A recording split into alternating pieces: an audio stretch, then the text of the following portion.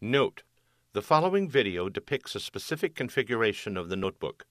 The same removal and replacement procedures apply to all configurations of the notebook. Before you begin, remove the battery and service cover. Removal. Using the black Mylar tab on the hard disk drive adapter cable, disconnect the hard disk drive adapter cable from its connector on the system board. Remove the hard disk drive adapter cable from the routing channel on the base enclosure.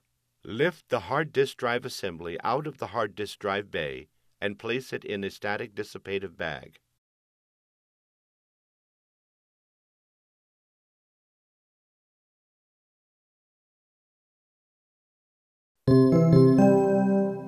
Replacement.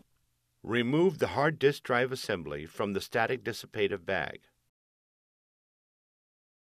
Align and place the hard disk drive assembly into position in the hard disk drive bay.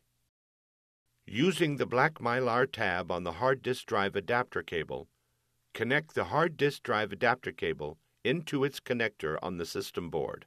Route the hard disk drive adapter cable through the routing channel on the base enclosure.